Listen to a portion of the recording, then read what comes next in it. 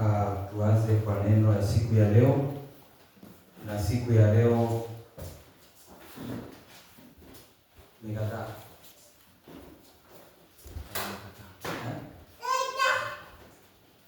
naweza kukaa kutumia hiyo moja kama nisaidie kwa Kiswahili hiyo Biblia uko nasoma hapo Kiswahili, na huyo ndugu atatusaidia hapo. Ikifika 30 unaanza tena, lakini uko na sauti pasa. Sawa. Leo tunataka kusoma kuhusu kuokoa muda. Haleluya. Amen. Si kila mmoja amesikia ni nyakati za mwisho, nyakati ambapo unyakuo inaweza kutokea. Haleluya. Amen. Na neno inatuambia kwamba lazima tuokoe muda. Haleluya. Amen.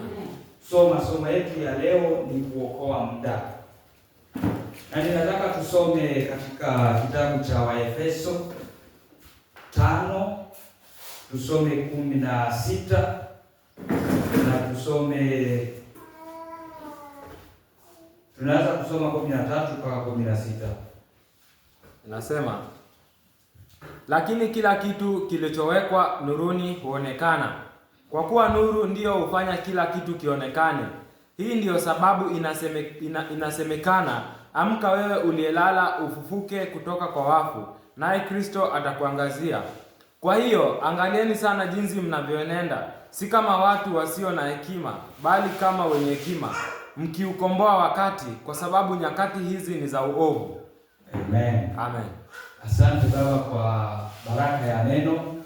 Wacha hili neno kupitia Roho Mtakatifu ingie ndani yetu, kutuandaa mahali ambapo tunaichelewa, ili na sisi tuweze kuongeza mwenendo wetu kuendelea katika safari ya mbinguni. Naomba ushirika wa Roho Mtakatifu kutubwagia Roho wake aswa wa hekima na ufahamu, kujua ni nini Roho ananena kuhusu nyakati ambazo tunaishi, ili tusipatwe wakati ambao tuko katika giza au usingizi, lakini tupatwe wakati tumejiandaa na tumevikwa neno. Tunaomba Yesu Kristo ya kwamba katika akili zetu, ondoa mahali popote adui anarusha mishale ya kuleta mambo ambao tumehangaika nayo wiki nzima, ili tuingie katika ushirika na Kristo Yesu kupitia neno, kwa utukufu wa jina lake. Naomba nikiamini Kristo Yesu mwokozi wetu. Amen. Kuokoa muda ni kitu cha maana sana. Watu ambao wameishi mjini wanasikia watu wakisema time is money, ya kwamba muda ni pesa.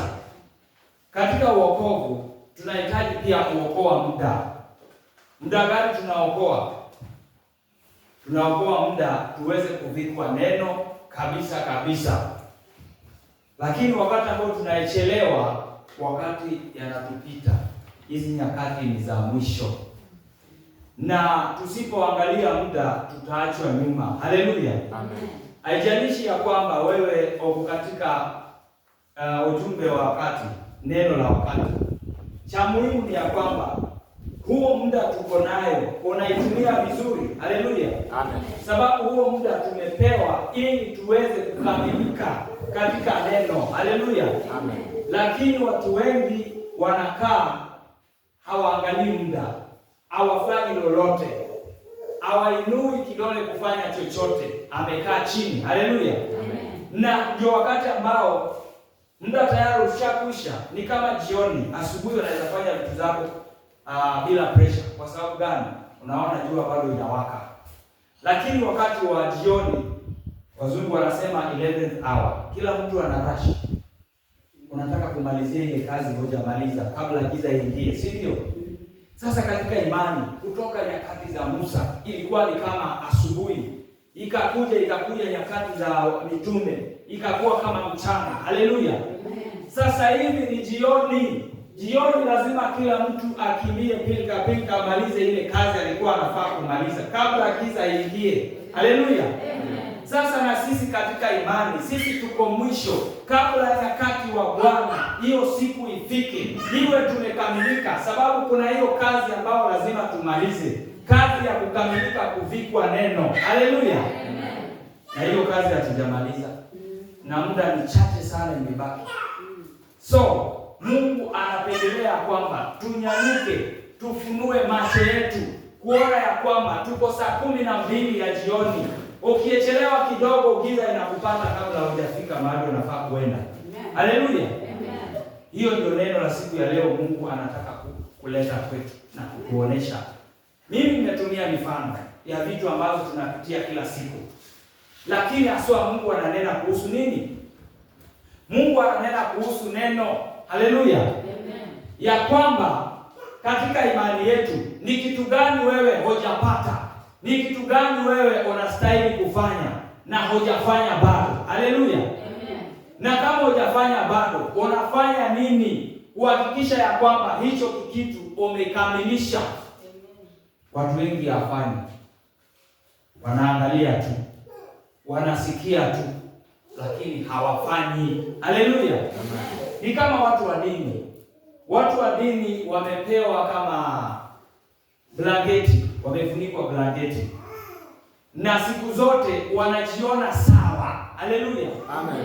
Lakini hawajafikia hata hatua moja ya kumtafuta uso wa Kristo. Haleluya.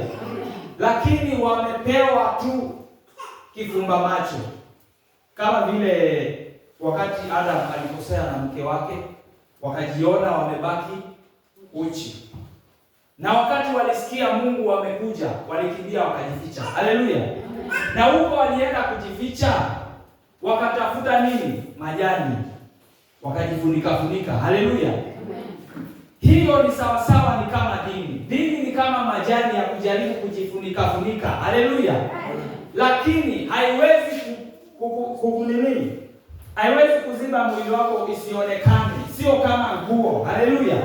Na tunajua ya kwamba Kristo ndiye alikuja ili atuvalishe mavazi ya heshima. Haleluya. Mavazi ambayo ni neno. Haleluya. Lakini dini, imani hizo zingine zote zisipokuwa imani ya Kristo ni kama majani Adam na mke wake walitumia. Na tulijua ya kwamba Mungu wakati aliwapata mahali walikuwa wamejificha, hakuwaacha hapo na hiyo majani. Haleluya. Aliweza kuchinja mnyama, akatumia ile ngozi kuwatengenezea mavazi. Haleluya. Na huo mnyama alichinjwa ndio Kristo Yesu, ilikuwa mfano wa Kristo Yesu. Na Kristo alikuja akachinjwa msalabani ili kupitia damu yake tunapata mavazi ya neno. Haleluya. Hiyo mavazi ambayo Kristo Yesu alitoa tuvae. Je, unavaa? Amen. Wengi wamechelewa, hawafanyi lolote kuhakikisha amevaa hilo neno. Kuna kitu inaitwa the armor of God, full armor of God. Hiyo armor ya Mungu inaanzia huku mpaka kwa miguu. Haleluya. Wewe umevaa the helmet of salvation, ya wokovu umevaa. The breastplate of righteousness, una haki mbele ya Mungu. The belt of truth, una ukweli. Haleluya. The sandals of the gospel, wewe unayo. Hizo vitu zote, the sword of the spirit, neno la Mungu unayo ndani yako. Haleluya. Alafu kuna shield unayo. Ndio neno la Mungu ndio kuvikwa hivi, ukuwe unang'ara hivyo. Haleluya. Sababu Kristo siku anakuja kunyakua kanisa, ananyakua wale peke yake wamevikwa neno. Haijalishi ulikuwa pamoja na wao, lakini wewe binafsi kama hujavikwa neno, wewe hautanyakuliwa. Haleluya. Wewe utabaki kuhangaika na giza ambao itaingia dunia hii, ambao Antichrist analeta. Haleluya. Antichrist mwenyewe amejiandaa. Roho Mtakatifu peke yake anazuia asionekane. Haleluya. Na siku ambao ni ya unyakuo, Roho Mtakatifu anaenda na bibi harusi. Giza itakuwa imeingia duniani. Mambo yatakuwa mabaya sana. Haleluya. Wewe hautaweza. Kwa hiyo wakati huu Mungu ananena ya kwamba watu wangu mmekaa, mmelala na muda ni kidogo imebakia. Giza inaingia duniani. Nyinyi hamuokoi muda. Haleluya. Tunahitaji kuokoa muda. Sababu bila hivyo sisi tutakuwa tumechelewa. Ukisoma katika Isaya 5:20.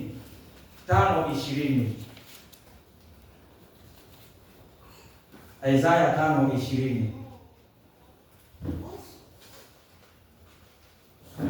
Isaya chapter ya 5 mstari wa 20.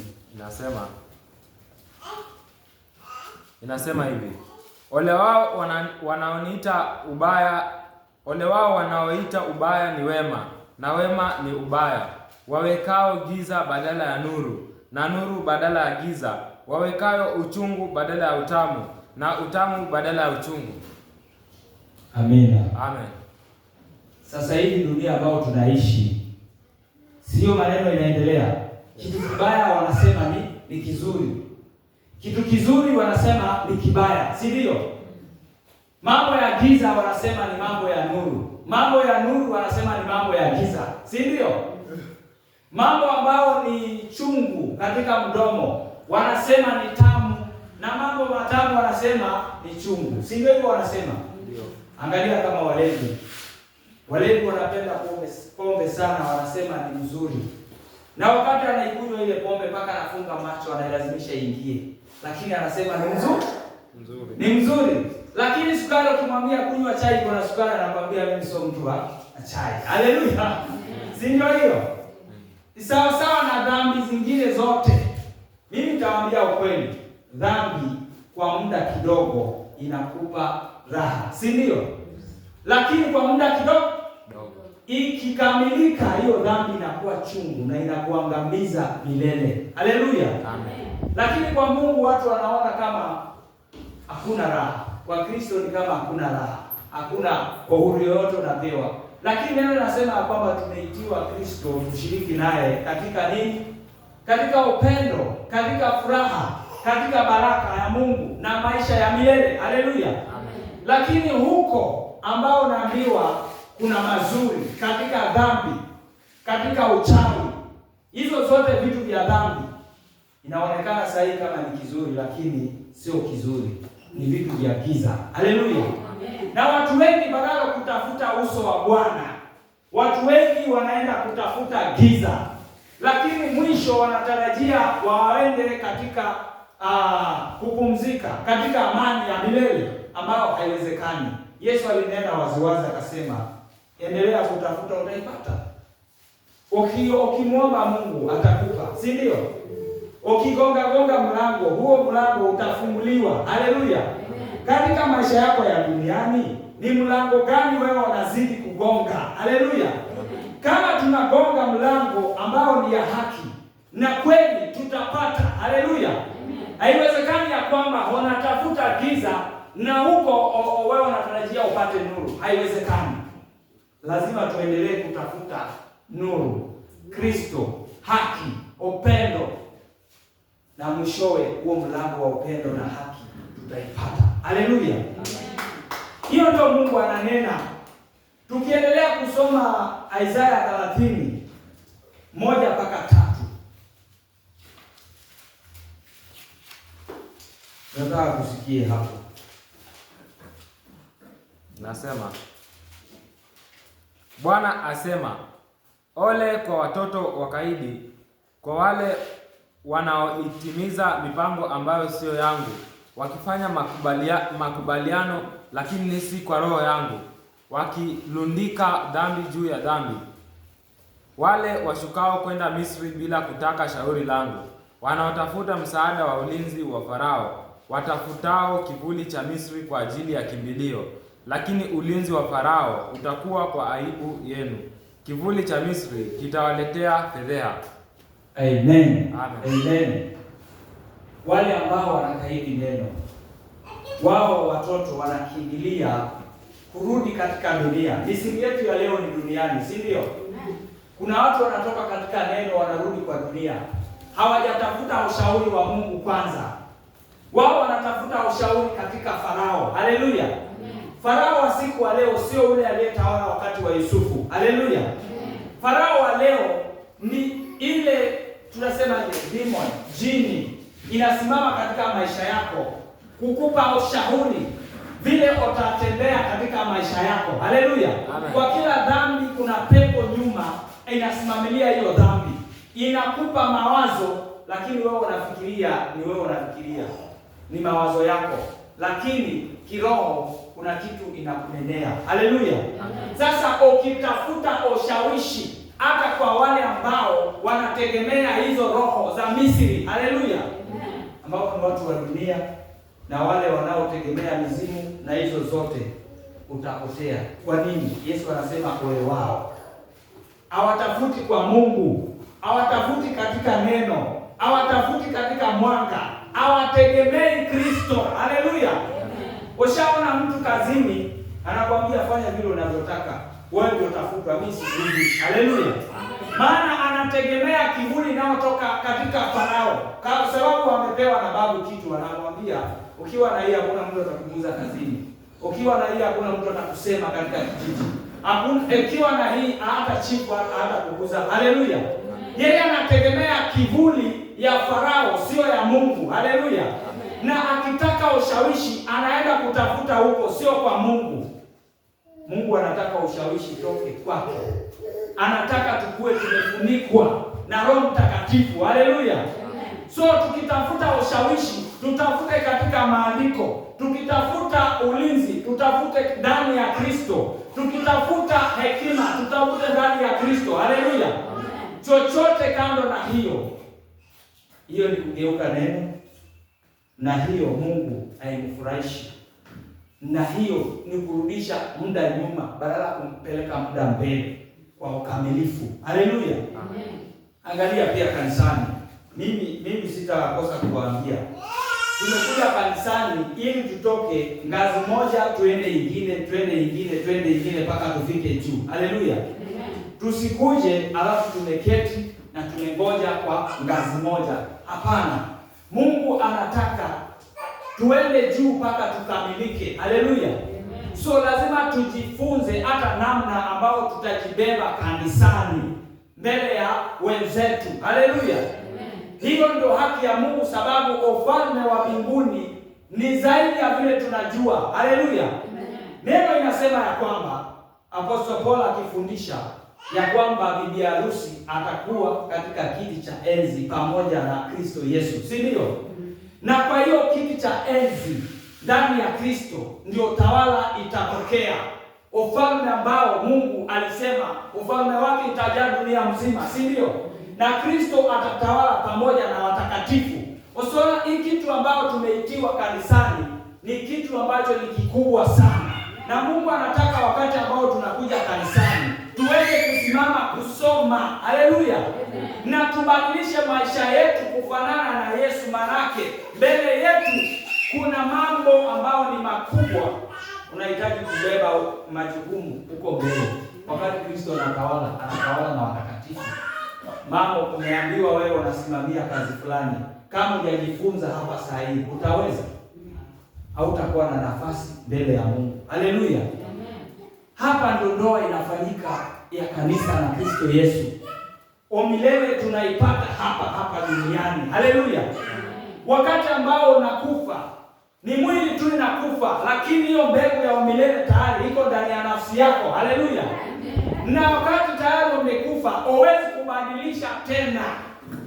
Unabadilisha hapa duniani. Haleluya! Kwa hiyo ni wakati tuko nayo kidogo ya kuhakikisha maisha yetu tumebadilisha kufanana na Yesu, sababu matendo yetu tunafanya hapa ndio itatufuata huko. Haleluya! Kama matendo yetu ni mzuri hapa, inatufuata huko. Kama matendo yetu ni mabaya, inatupeleka kwa ubaya ambao ni kwa Shetani. Haleluya! Sasa Mungu anasema muda ni kidogo imebakia. Muokoe muda, mkae kama watu wenye hekima. Haleluya! Sio kama watu wasio na hekima, hawaangalii mambo ya kesho, waangalii mambo ya nyakati na muda. Haleluya! Lazima tukue tunaangalia nyakati na muda, na tunatazama maisha yetu. Usitazame jirani, usitazame mtu mwingine, tazama maisha yako. Haleluya! Sababu kila mmoja atajibu Mungu, sio na mchungaji au sio na jirani. Haleluya! Ni wewe peke yako na Mungu, utamjibu nini? Haleluya! Hiyo ndio kitu ambao Mungu ananena leo.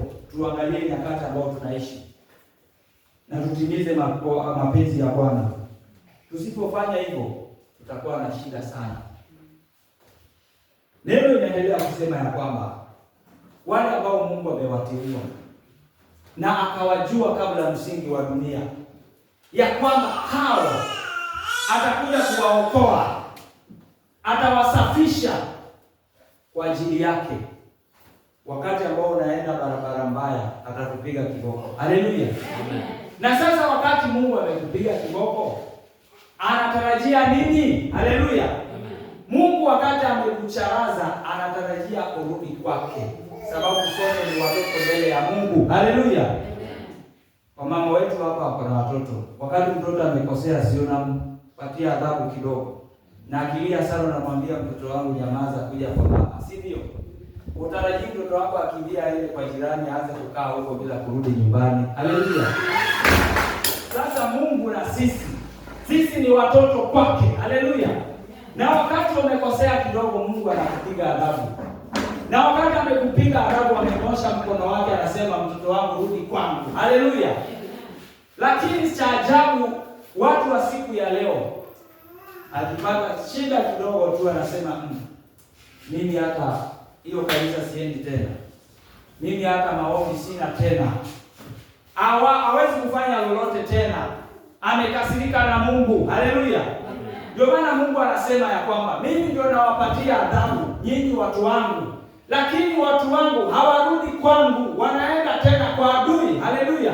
Sababu mtu anapoteza imani, anasema mimi sirudi tena kanisani, nimechoka, mimi naona Mungu hayupo tena, mimi wacha nianze kurudi kwa wengine, kwa waganga ama kwa wanabii wa dunia, wale wa kuuza vitu vingine za kiganga. Haleluya. Wanaenda huko na hujui ya kwamba huyo ni adui. Wakati ambao unapitia magumu katika maisha yako, unahitaji kuangalia maisha yako kwanza, kama wewe kuna mahali umekosea Mungu. Haleluya. Ukikuta ya kwamba kuna mahali umekosea Mungu, inawezekana ya kwamba Mungu anataka akupeleke kwa hatua nyingine ya maisha, na kupelekwa kwa hatua nyingine lazima akupe nguvu. Haleluya. Ni kushinda kitu ndio ende hatua nyingine. Haleluya. Hizo ndio vitu mtu anahitaji kuangalia kama muamini. Watu wa dunia akipata shida, kazi ni kulalamika. Haleluya. Hawafanyi lolote, kulia kule na kule. Lakini muamini anaangalia, kwa hili tatizo ambao mimi napitia, Mungu anafanya kitu gani? Haleluya. Na kwa hiyo kitu Mungu anafanya, mimi nitaenda wapi mwishowe? Hiyo ndio tunahitaji kuangalia katika maisha yetu, na tutaokoa muda. Sababu Kristo hataki kurudi kupata mtu ambao ni mdogo katika imani. Hapana. Ndio maana anaitwa bibi harusi, ni mwanamke mzima. Haleluya. Kanisa ambao umekomaa, kanisa ambao sio kama watoto. Hata na sisi Mungu anataka tuweze kuwa watu wazima katika imani. Na mtu mzima anapitia shida zote, lakini anajua ya kwamba sio mwisho. Katika hizi shida, mbele ya hiyo mimi nitakuwa na mazuri. Haleluya. Yesu anataka wakati ambao tunakuja katika imani, wakati tunaingia katika kanisa, ushirika na Kristo, ni kama vile mtoto wakati amezaliwa. Si lazima aanze kukua. Anakuwa wakati hajui kufanya lolote. Anangojea tu hata apewe kunyonya, anangojea tu mama yake amwezeshe. Lakini anakuwa mpaka wakati anaweza mwenyewe kutafuta nyonyo anyonye. Alafu anafika hatua nyingine anaanza mpaka kuongea. Anafika hatua nyingine anaanza kucrawl. Anafika hatua nyingine anaanza kutembea. Anafika hatua nyingine anajipakulia chakula. Anafika hatua nyingine anaenda shule, mpaka mwishowe anakuwa mtu mzima ambao amekomaa na amejua namna ya kuishi duniani. Haleluya. Katika imani, wakati umezaliwa upya ndani ya Kristo, hujui chochote, lakini Kristo anakusaidia kila kitu, maana anajua huyu bado ni mchanga. Haleluya. Ukilia kidogo yuko pamoja na wewe. Unasikia upendo katika ndoto. Unaona Yesu anakusaidia sababu wewe bado ni mchanga. Lakini wakati muda inazidi kuendelea, anakuacha kwanza. Kama vile mama amewacha mtoto pale na anajua huyu amekuwa, akifua nguo, akisikia analia hawezi kuja saa hiyo. Si anajua amekuwa. Na mama anatarajia ule mtoto akae vizuri sababu amekuwa sasa. Haleluya. Sio kama wakati mtoto ni mdogo sana, akilia tu mama amekimbia, amemshika ule mtoto na anamtuliza, si ndio? Naye Kristo ukifika hatua nyingine, hata ukilia anajua wewe umekuwa unaweza, hakuji saa hiyo. Haleluya! Na saa hiyo anataka kuona imani yako ya kwamba hata kama hujasikia sauti yake, je, utasimama katika imani? Haleluya! Amen. Watu wengi ikifika hapo ndio wanarudi nyuma. Wanasema mimi simsikii tena. Mimi tena simfili Kristo. Mimi tena naona sitaendelea. Sasa hapo ndio nakosea. Sababu Yesu anasema mimi nitakuwa pamoja nawe mpaka siku ya mwisho. Haleluya. Kwa hiyo hata kama hajaongea, anakuangalia kwa umbali. Anataka kuona wewe unakuwa. Haleluya. Nitakupa mfano nyingine. Mtoto kama anashindwa kuanza kucrawl, unafanya nini kama mama? Unangojea ile chakula yake. Ameketi hapo, unaweka chakula pale. Sasa sababu mtoto anataka chakula, si lazima ang'ang'ane mpaka afikie chakula. Na wakati anafanya hivyo, anagundua kumbe anahitaji na yeye kucrawl, si ndio? Sasa na sisi kwa imani ni hivyo hivyo. Wakati Mungu ameona ya kwamba wewe umeketi tu, wakati yeye anahitaji uanze kutembea. Haleluya. Kwa hiyo chakula yako hakuwekei hapo, anakuwekea kule. Haleluya.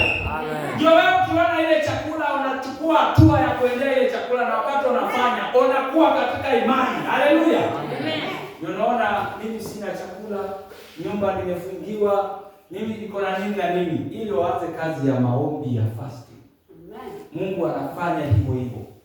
Sio ya kwamba akupendi ama amekuacha. Lazima akupatie training. Haleluya. Maisha yetu ya imani ni zoezi ili tusiache muda ipite. Haleluya. Kama wewe hujagundua katika maisha yako ya kwamba muda umeisha na unahitaji kufanya kazi na bidii, Mungu lazima akulazimishe, sababu wewe ni wa kwake na anakupenda. Haleluya. Anakunyima chakula, anakunyima amani, anakunyima hizo vitu zote ili uende kumtafuta katika maombi. Haleluya. Na wakati unafanya hiyo unakuwa katika imani. Haleluya. Amen. Mungu hataki utegemee kitu yoyote, usitegemee pesa, usitegemee chakula, usitegemee jirani, usitegemee pastor. Usitegemee kitu yoyote ila yeye. Haleluya. Na wakati wewe umekaa, umeweka imani yako ya kwamba nina chakula, nina amani, ataondoa ili uende kwake. Haleluya. Lakini kama tumejua kupitia neno ya kwamba lazima tumtafute Mungu, ana haja ya kufanya hizo zote. Ndio maana katika Mathayo 6:33 neno inasema ya kwamba kwanza utafute ufalme na haki zake, alafu Mungu atakuongezea kila kitu. Haleluya. Kwa hiyo kile kitu Mungu anataka tufanye katika maisha yetu ni kutafuta ufalme wa mbinguni na haki zake, tupigwe neno. Haleluya. Na hizo vitu zote ni yeye mwenyewe atakupa, sio wewe utang'ang'ana kutafuta. Haleluya. Hivyo ndio Mungu anataka. Hapo itakuwa tunaokoa muda. Lakini tukienda kutafuta vitu vya dunia kwanza, alafu tena baadaye ndio turudi, itakuwa ni kupoteza muda. Na itakuwa ni kama kung'ang'ana na Mungu. Haleluya. Sababu alishasema neno yake, nilijua watu wangu kabla wazaliwe. Aliwaambia Yeremia aje, mimi nilikujua kabla uingie kwa tumbo ya mama yako, na tayari mimi nikakuweka kama nabii kwa mataifa. Haleluya. Kwa hiyo hata ukijaribu kupingana na vile Mungu amekuita ni kupoteza muda, sababu Mungu alijua na akatumia mbinu zake zote kukuweka kwa laini. Sasa kama wewe umepata hekima, basi fanya katika upendo. Amen. Wewe mwenyewe na maisha yako yataenda vizuri. Sisi Wakristo wengi tunaye shida moja. Hata wengine wakisema sijui nimerogwa, sijui nimefanywa nini, sio hivyo. Ni wao wanang'ang'ana na Mungu. Haleluya. Sababu Mungu amesema hivi, lakini kwa akili ya ule mtu anaona kivyengine. Haleluya. Sababu Mungu anampenda, lazima ule mtu anamlazimisha arudi katika laini. Na kwa hiyo kulazimishwa kuna uchungu fulani. Haleluya. Na kuna kung'ang'ana fulani ambao tunahitaji kuondoa kwa kupata hekima na kufanya hatua za imani kwa upendo. Sisi wenyewe. Haleluya. Hiyo ndio tunaweza kupata maturity ama kukua katika neno, kukomaa. Haleluya. Hiyo ndio kitu tunahitaji. Kama kanisani tuseme tu kutumikia. Hakuna kitu kibaya kama mtu anatumikia kwa kulazimisha.